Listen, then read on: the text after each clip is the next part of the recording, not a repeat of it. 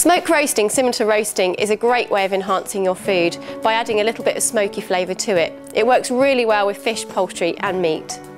Today we're going to be smoking some salmon. To add the smoke to your food, all you have to do is add chunks or chips to the hot coals. For mild fruity flavour woods, use fruit trees, and this includes pecan, cherry and also applewood.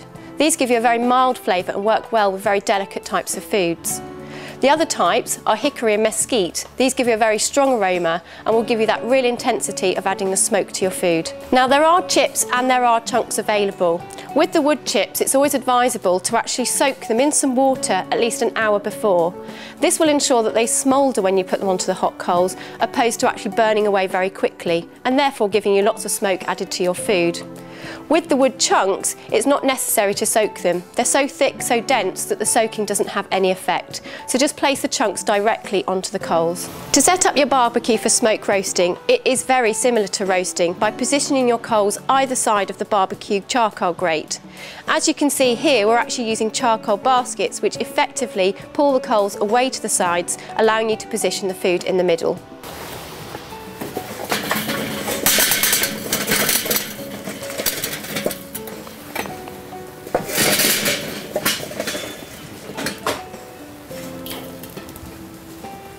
To maintain a moist cooking environment, place a drip tray between the coals and just pour a small amount of water.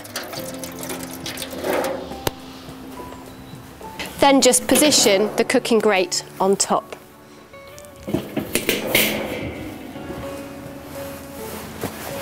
In order to add the chips to the coals, lift up the hinge cooking grates like so. Add your chips, but do make sure that you give them a good shake to remove any excess water before actually putting them over the coals. Now for a good flavour of a short period of cooking time, just a handful on each side should be sufficient.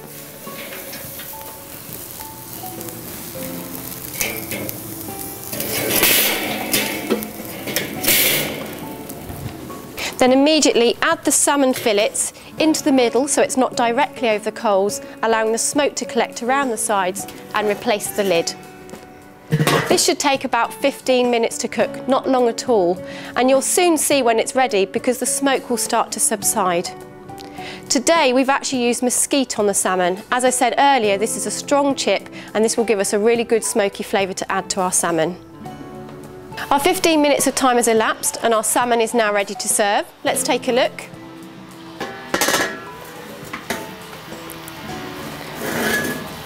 As you can see, the salmon has taken on that lovely colour from the smoke. I've purposely cooked the salmon on the skin so it's easy to remove when it comes to serving. So take a fish slice, run it very close to the skin, and you can see how easily that salmon piece lifts off, and then position onto the plate. And there you have your perfect smoked salmon.